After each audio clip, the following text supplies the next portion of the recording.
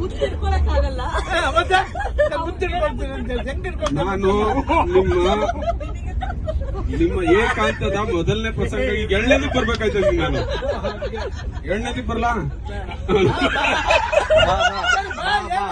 ಅಂದ್ರೆ ಐತೆ, ಬೇಡ ಅಂದ್ಮೇಲೆ ಐತೆ.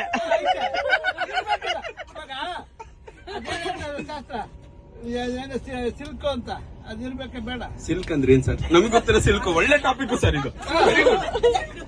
ನೀವೆಲ್ಲ ಒಂದು ಸಾಂಗ್ ಕೇಳಿರ್ಬೋದು.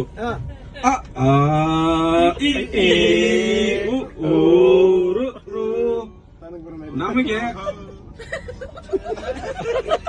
ಏನೋ ಮಾತಾಡ್ಲಿಲ್ಲ, ನೀನ್ ಹಿಡ್ಕೊಂಡೇನೋ ಅವರು ನಿಮಗೆ ಕ್ಲೋಸ್ ರಿಲೇಟಿವ್.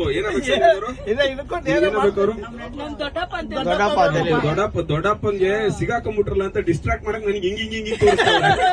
ಅವ್ರು ಸಿಗಾಕೊಂಡ್ಬಿಟ್ರಿ, ಸಿಲ್ಕ್ ಅಂತ ಹೇಳಿ ಸಿಗಾಕೊಂಡ್ಬಿಟ್ರು ಅವರು. ನಿಮಗೆ ಸಿಲ್ಕ್ ಹೆಂಗ್ ಗೊತ್ತು ಹೇಳಿ ಸರ್?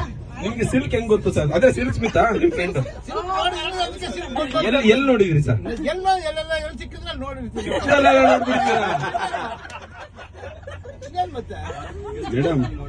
ಎಲ್ಲಿ ಸಿಕ್ಕಿದ್ರೆ ನೋಡಿರ್ತಾರ. ಮಾಡೋದು ಅನಾಚಾರ, ಮನೆ ಮುಂದೆ ಬೃಂದಾವನ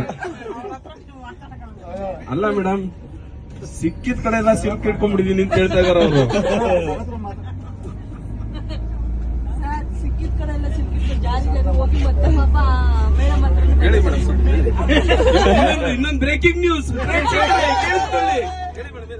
ಸಿಕ್ಕಿದ ಕಡೆ ಎಲ್ಲ ಜಾರ್ ಬಿದ್ದು ಕೊನೆಗೆ ಇಲ್ವೊಂದು ಸಿಗಾಕೊಂಡಿದ್ದಾರೆ. ಹೌದಾ?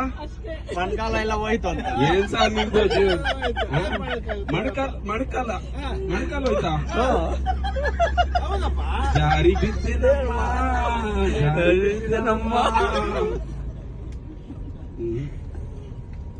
ನಿಮ್ಗೆ ಒಂದು ಬಿರುದು ಮೇಡಮ್.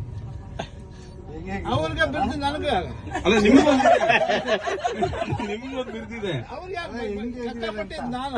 ಹೆಂಗ್ ಹೇಗ್ತಾ ಇದ್ರಿ? ಸಿಲ್ಕ್ ಹಿಡ್ಕೊಳ್ಳೋದು ಒಂದು ಕಷ್ಟ ಏನ್ರಿ ಇದು? ಸಿಲ್ಕ್ ಹಿಡ್ಕೊಳ್ಳೋಕೆ ಹೋಗೋದು ಕಷ್ಟನಾ? ಜಾರಿ ಬಿದ್ದ ಸಿಲ್ಕ್ ರಾಜ ಬಿರುದು ನೋಡಿ. ಇದಕ್ಕಿಂತ ಬೇಕಾ ಸರ್?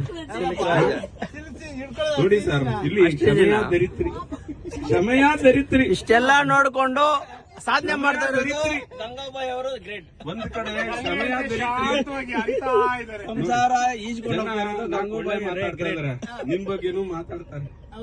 ನಾನು ಏನ್ ಮಾಡ್ಬಿಟ್ಟು ಅಂತ ನಾನು ಮಾತಾಡ್ತಾ ಇದ್ದೀನಿ. ಸರ್ ಇಷ್ಟೊತ್ತು ಅಂತ ಹೇಳಿದ್ರಲ್ಲ ಸರ್, ನಾ ಸಿಲ್ಕ್ ಹಿಡ್ಕೊಂಡೆ ಅಷ್ಟೇ ಹೇಳ್ತಾ ಇದ್ದೀನಿ ಬಾಯಲ್ಲಿ. ಅಷ್ಟೇ, ಏನೋ ಮಾಡಿಲ್ಲ.